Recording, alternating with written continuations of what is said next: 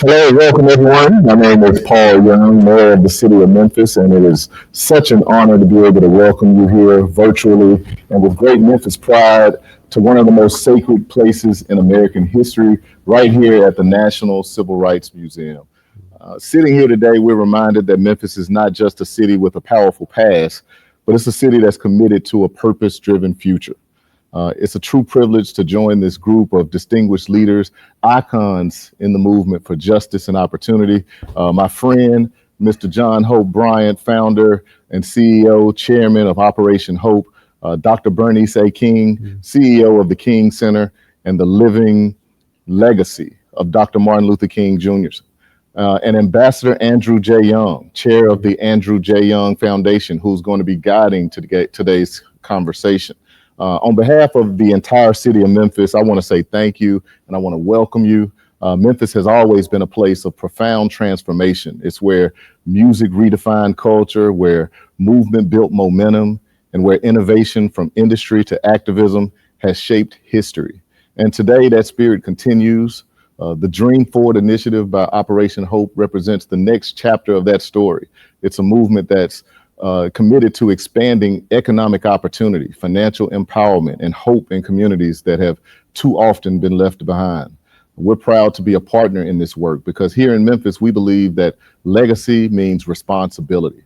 It means building on the courage of those that came before us and making sure that progress is more than just a promise. Memphis is also home to some of the most iconic and influential institutions in America. This is where FedEx revolutionized global logistics, where AutoZone was born and grew into a national leader, where St. Jude Children's Research Hospital gives hope to families around the world, where emerging technologies like XAI are taking shape in Southwest Memphis, and where the Memphis Grizzlies bring energy and unity to our entire region. We're the home of Sun Studio, Beale Street, Graceland, and Stax Museum of American Soul Music. We're known for our legendary barbecue, our historic neighborhoods and neighbors, and for being the cradle of so many of the country's most powerful cultural movements. We are a city with creativity in our soul and purpose in our hearts and our eyes on the future.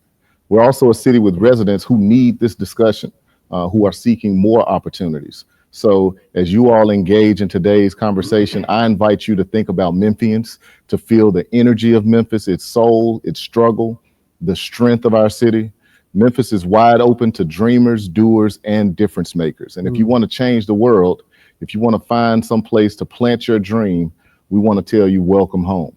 So thank you, Dr. John Hope Bryant, for being here, and let's get this conversation started. Dr. Bryant, I got a promotion. I just upgraded you. Yeah. I'm honored to be here with you, Mayor. If it wasn't for you, I could never have been here because it had to be at your invitation. I think it's beautiful, by the way, that it's full circle, rainbows after storms. You cannot have a rainbow without a storm first. It's a scientific fact. You had these elected officials in the 50s and the 60s in this city who basically said, over my dead body, will you have justice and access and opportunity? And here we are with a black mayor, or a great mayor who happens to be black. I think it's a beautiful thing. And I want to thank, I'll be doing this throughout the program, but Charlemagne Nagad helped me with some initial thinking to get me focused on this business plan for America. Roland Martin irritated me, the heck out of me, to tell me to do this on April 4th. I said the most loving way possible. I thank him for that. And a lot of heroes and sheroes inspired this moment. But as I walked in the National Civil Rights Museum, which is where we are, you know it as a Lorraine Motel. My heart filled because it wasn't just black people in the hallways in the museum. It was every race of people. Right. All people recognize the value of what Dr. King gave his life for 57 years ago today. And they were here. They weren't here for this conversation. They were just here. And that gives me great hope. Ambassador Young, who I'm going to introduce in a moment, my mentor, our global spokesman, my personal hero, he would say coincidence is God's way of remaining anonymous. I came in from New York, and last night there was hurricane warnings in Memphis. When Dr. King and Andrew Young, Ralph Abernathy traveled here on April 3rd, 1968, there were hurricane warnings in Memphis. They were grounded in Atlanta, which is where I came from. There was a bomb threat on the plane. They had to search the whole plane, delayed it. But there were travel warnings about whether they could get here and whether the weather would prohibit him. But Dr. King was undeterred. And he got here, and the next morning the sun came out.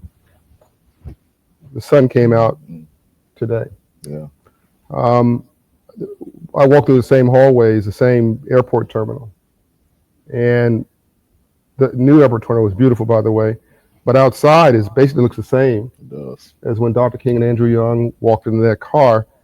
I want to thank, he's not here today, but Brian Jordan, who runs First Tennessee Bank, our lead director, who is a traditional Southerner. He and I got together 8 years ago and collaborated to put a plaque in the airport on Dr. King's last plane ride to Memphis. He came here of his own will and left here to join the heavens. But that just shows you how everybody can work together. Yeah. And I learned that from Andrew Young, Ambassador Andrew Young.